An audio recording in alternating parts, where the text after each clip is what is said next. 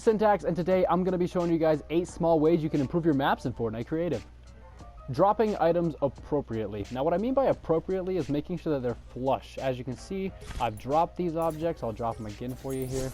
Drop, drop, and as you can see, they're perfectly flush with the table, as flush as can be. Now, the surface looks flat. It looks extremely flat, but if we take this book here and I drop it on the table, as you can see, it is most clearly floating. Same with this thing.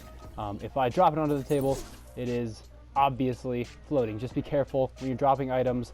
Even though the surface may look flat, it might not be, and they might be floating. Surrounding your water sources. Now, this is a pretty old trick, I would say, and obviously you're not going to have this random square sitting in your island. But if you put some rocks around it, you know, hide the sharp edges, you know, some plants and whatnot, it really makes a huge difference. Put food on your plates. Now, unless you're at like 99,000 memory and you really can't spare putting, you know, pies or, you know, cheese on your plates and stuff. If you have plates and you're using plates, it doesn't have to be on every single one of them. Just put food on a couple of them, just to switch it up, you know, pile up apples, pile up cheese, do whatever you got to do, you know.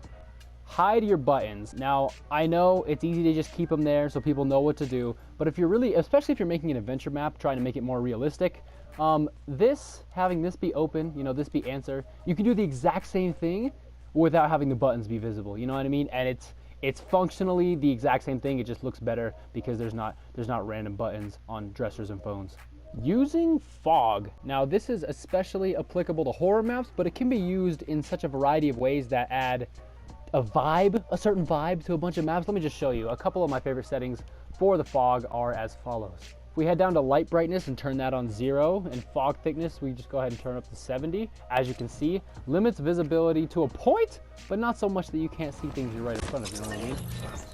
I love dying. Anyway, like I was saying, you know, if you want more visibility, all you have to do is turn the fog down. We'll turn it down to 50, and as you can see, I have a lot more visibility. Now, one of my other favorite settings is if we go ahead and turn this on to 0 and 50 and we turn this to white, as you can see, it is a very eerie, creepy vibe. But yeah, use fog in your maps just to kind of mess with the lighting settings and to create a more interesting feel.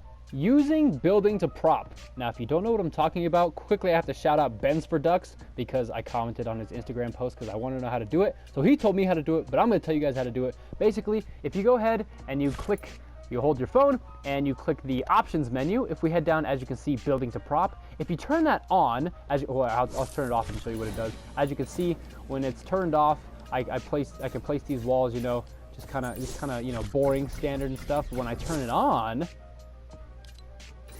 as you can see, I can now place this wall wherever I wanna.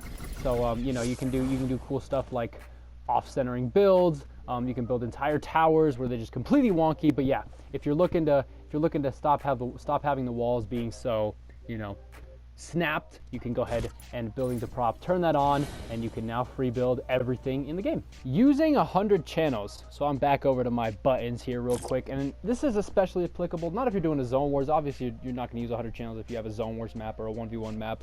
But if you're making an adventure map, horror map, escape room, you know, all that good stuff, as you can see, where are the channels at? There they are.